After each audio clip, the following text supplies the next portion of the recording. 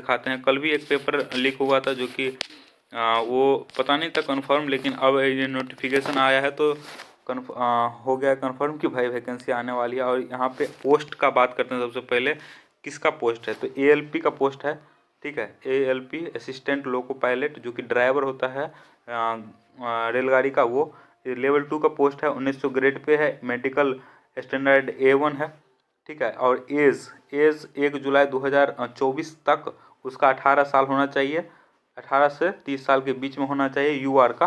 बाकी आपको category wise relaxation मिल जाएगा। बाकी पोस्ट कितना दिया है जो कि सबसे इम्पोर्टेंट है, तो पोस्ट दिया है यहाँ पे 5696 पोस्ट है टोटल, ठीक है। 5696 पोस्ट डाला गया है।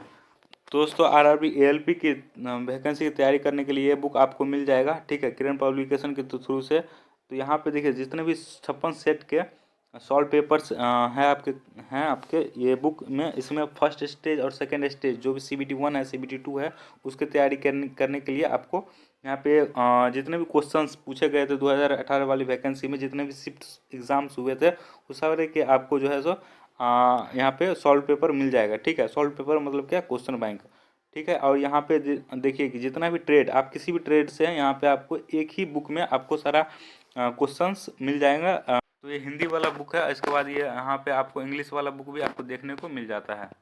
एक आदमी कमेंट करके पूछ रहा था कि जो है सो कौन सा जोन से भरना चाहिए या कितने जोन से भर सकते हैं। तो सबसे पहले बता दे भाई, बहुत आदमी को वैसे ही पता ही होगा, एक आदमी एक ही जोन से भर सकता है, ठीक है, किसी भी एक जोन से। आजकल वो नहीं होता, ऑफलाइन जब भरा रहा था उस टाइम जो है आप बहुत सारे जोन से भर देता था आदमी, लेकिन अब ये पॉसिबल नहीं है।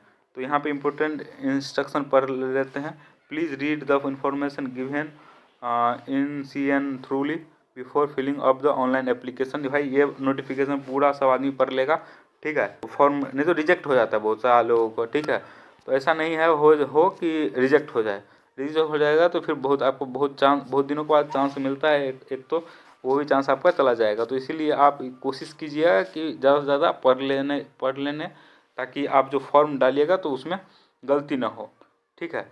आगे बोलता है यहाँ पे देखिए, candidate must have ensure that they feeling prescribed educational qualification and technical qualification, ठीक है। आप इसमें जो टेक्निकल क्वालिफिकेशन दिया गया है वो आप उसको आपके पास वो क्वालिफिकेशन हो, वही बोल रहा है। तो आपका पास क्या क्वालिफिकेशन होना चाहिए, आपका 10th होना चाहिए प्लस ITI होना चाहिए, ठीक है। ITI और प्लस 10th होना चाहिए आपके पास, ठीक है।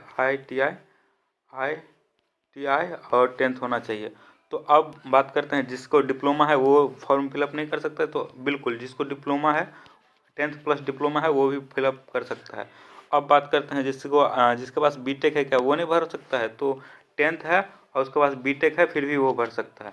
लेकिन जो है आपके पास कोई ये रहना चाहिए, क्या बोल, टेक्निकल क्वालिफिकेशन होना चाहिए। ITI हो चाहे डिप्लोमा हो चाहे आपका BTech हो, आप फॉर्म फिलअप कर सकते हैं, ठीक है। वो आपको आगे मिल जाएगा, देखेंगे कहीं पे हो एजुकेशनल क्वालिफिकेशन, वहाँ पे हम कल पढ़े थे, ठीक है। यहाँ पे एलिजिबिलिटी में जो है सो वो देख लीजिए, पूरे पढ़ लीजिएगा आप। आगे बात करते हैं यहाँ पे मेडिकल फिटनेस, जो कि आपको बता दिए A1 है, ठीक है। एज देख लीजिए यहाँ पे, एज आपका 18 से 30 साल के बीच में होना चाहिए, जुलाई 2024 से 24 तक, ठीक है। अब बात करते हैं आगे आगे आगे आगे ऑनलाइन एप्लीकेशन लिया जाएगा, ठीक है। और ये सारा चीज़ आप पढ़ लीजिएगा धीरे धीरे। निगेटिव मार्किंग के बाद का 1/3 कटेगा, जो कि हर रेलवे एग्जाम में होता है, 1/3 निगेटिव मार्किंग कटेगा। इसके बाद है तो यहाँ पे देखिए सबसे मेन चीज़ जहाँ पे आदमी का क्वेश्चन डाउट रहता है कि भाई मेडिकल स्टैंडर्ड कौन पास करेगा, किसके पास चश्मा है तो वो फाइल होगा कि पास होगा। तो A1 मेडिकल कैटेगरी है, ठीक है। तो चश्मा तो आपको चाहिए नहीं, विदाउट ग्लासेस आपका चाहिए। चश्मा जो पहनता है उसको नहीं हो पाएगा, 6x6 डिस्टेंस विजन, ठीक है। नियर विजन विदाउट ग्लासेस, उसमें भी विदाउट ग्लासेस लिखा है। तो आपके पास अगर चश्मा पहनते तो आपको तो होगा नहीं। इसके बाद कलर विजन जो है पास होना चाहिए, बाइनोकुलर विजन पास होना चाहिए, field of vision, night vision, mesopic vision, ये सारी चीज़ें आपको पास होना पड़ेगा, ठीक है। अब बात करते हैं आगे आगे आ जाते हैं। आगे आगे आगे आने के बाद यहाँ पे ये आपका एज का हो गया, ठीक है, कैसे छूट मिलेगा। इसके बाद एसेंशियल क्वालिफिकेशन नीचे दिया गया है, the list of essential question given in annexure A, ठीक है। और इसका जो फ़ी लगेगा वो 500 रुपया लगेगा, और बाकी सब SC ST ex serviceman female transgender को 250 रुपया लगेगा। तो ऐसा कुछ सीन है। इसके बाद आप कोशिश कीजिए कि पूरे से पूरे पढ़ लेंगे तो आपको अच्छा से रहेगा। बाकी बस ये इस वीडियो में यही बोलने के लिए आए थे कि आपका जो है ये आपको ये जो नोटिफिकेशन है वो जेन्युइन है, आप तैयारी करने में लग जाइए, ठीक है। यहाँ पे देखिए रिक्रूटमेंट प्रोसेस और बहुत से लोगों को पता नहीं था कि किस किस स्टेज से गुजरना पड़ेगा, ठीक है। तो candidate can apply only 1 RRB। देखिए यहाँ पे क्लियरली लिखा गया है कि candidate can apply only 1 RRB and only 1 online application should be submitted, ठीक है। आप ही ने कि अलग अलग ऑनलाइन एप्लीकेशन 2-3 को डाल दीजिएगा, अदर जोन से या खुद के जोन से, किसी भी जोन से एक ही एप्लीकेशन डालना है, ठीक है।